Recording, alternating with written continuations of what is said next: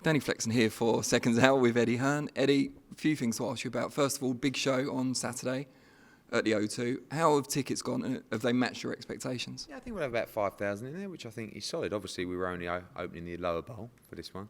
I just feel like if you're going to give these kids the platform and you're trying to find the next star, give them a chance to do it on the right stage.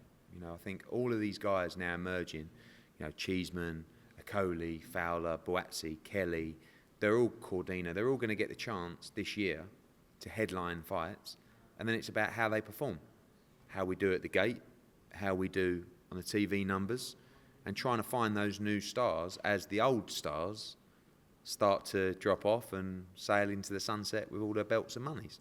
So this is a test not just of their boxing skills but of their commercial appeal. Yeah, I mean, I don't think they think of that, but obviously we look at that. You know, if it doesn't sell well at the gate, if it doesn't rate well on Sky, that's a concern.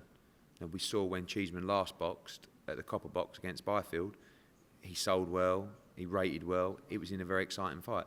You know, with Ted, you're always going to get an exciting fight. So it's just a case of how much people believe in him, how much people follow his journey, and how much, you know, people are invested in the fighter and the profile and the brand of Ted Cheeseman. We spoke to Cheeseman earlier. He seemed interested in, if all goes well on Saturday night, challenging Jamie Munguia for his world title. Would you like to see, yeah, well, exactly, it seems like a big step up. Would you back him in that if he came to you and demanded that fight? I think, you know, Munguia is a very big, strong 154-pounder. Ted Cheeseman is 23 years old.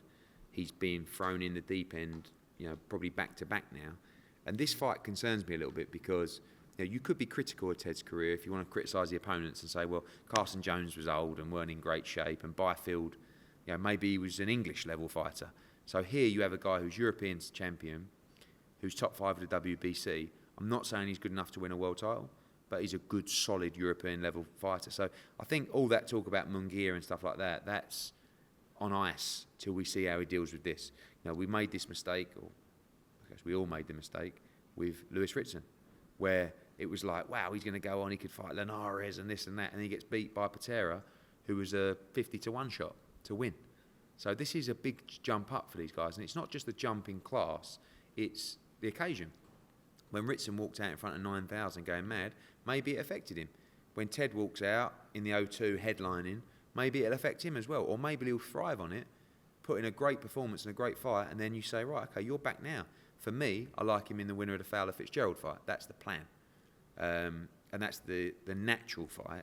You know, the Munguias and those kind of guys, for me, I would like to see him have another 9-12 months before he moves into that level. But he's an ambitious kid, you know, as you can see by statements like that.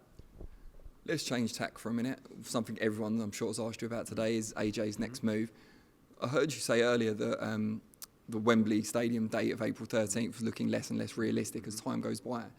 Will you lose a major deposit amount of money on that if that happens? No, because obviously they've got Spurs back in now as well.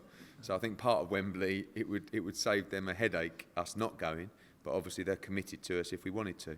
So no, it doesn't affect us financially. It's a bit of a kick in the nuts because I quite wanted to do it. You know, we've done 3 fights at Wembley, and they've been spectacular. So, but I just feel like if we can't get the right fight, then we won't go there. And if we can't get the right fight, then we'll probably go to America and start that assault on the US market to expand AJ's brand and do something a little bit different.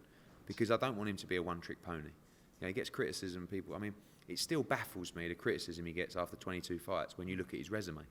But people want him to fight Wilder or Fury. We're trying.